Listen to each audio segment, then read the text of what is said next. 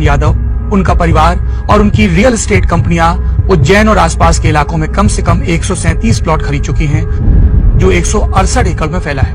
Indian express की पड़ताल में पता चलता है कि ये प्लॉट उन इलाकों में हैं जिन्हें शहरीकरण का सबसे ज्यादा फायदा मिला है। इंडियन एक्सप्रेस की इन्वेस्टिगेशन के इस खास वीडियो में हम कुछ बिंदुओं पर विस्तृत ढंग से फोकस करने वाले हैं। पहला सवाल, कितनी जमीनें खरीदी गई, बेची गई और डेवलप की गई। दूसरा, जमीनों के ये सौदे सवालों के घेरे में क्यों है। तीसरा, जब हम मोहन यादव, उनके परिवार और कंपनियों की बात करते हैं तो हम किन व्यक्तियों और कितनी कंपनियों का जिक्र कर रहे हैं। और चौथा, इस पर खुद मुख्यमंत्री मोहन यादव और उनके परिवार का पक्ष क्या है। इन तमाम प्रस्तावित बदलावों के चलते उज्जैन देश के सबसे बड़े प्रॉपर्टी मार्केट के रूप में उभर रहा है और इसके शुरुआती निवेशकों में शामिल है मुख्यमंत्री मोहन यादव, उनका परिवार, भाई बहन और करीबी रिश्तेदार। ये जरूर पता चलता है कि 168 एकड़ के अलावा परिवार ने 2021 से 2023 के बीच 85 एकड़ जमीन खरीदी। 2021 के पहले ली हुई 82 एकड़ जमीन और जोड़ दें तो परिवार कुल 335 एकड़ जमीन का मालिक है। खतौनी के रिकॉर्ड से ये पता चलता है कि इन प्लॉट्स को मोहन यादव की पत्नी सीमा, बहू यानी बेटे वैभव की पत्नी शालिनी यादव, भाइयों नंदलाल और नारायण यादव, नारायण की पत्नी रेखा, उनके बेटे अभय यादव और चचेरे भाइयों गोविंद और नीलेश यादव ने खरीदा है। ऐसा उन्होंने या तो अपने नाम पर या अपनी उन 4 रियल एस्टेट कंपनियों के जरिए किया है जिन्हें परिवार के सदस्य चला रहे। इन खरीदों से दो ऐसे महत्वपूर्ण मुद्दे सामने आते हैं जो औचित्य और हितों के टकराव यानी कॉन्फ्लिक्ट ऑफ इंटरेस्ट को लेकर सवाल खड़े करते हैं। इनमें से ज्यादातर जमीनें या तो उज्जैन और उसके आसपास बनने वाली नई सड़क परियोजनाओं के करीब है या फिर उन इलाकों में है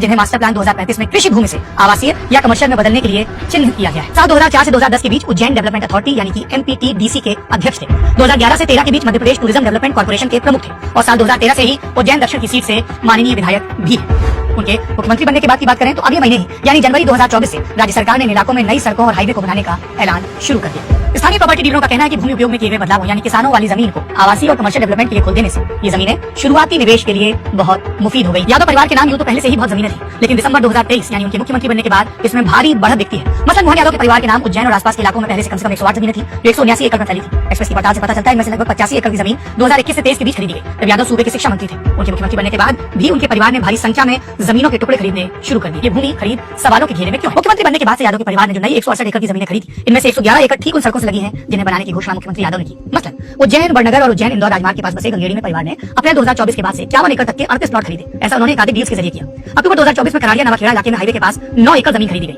नागझिरी और उंडासा के बीच बन रहे पंचकोशी परिक्रमा मार्ग के पास करौलिया में 8 एकड़ जमीन खरीदी गई और ये सारी खरीद जुलाई 2025 में हुई। उज्जैन मक्सी रोड जिसे फिलहाल 4 लेन बनाने पर काम चल रहा है, इसके दक्षिण में जयवंतपुरा में 6 एकड़ के 12 प्लॉट खरीदे गए 2024-25 में।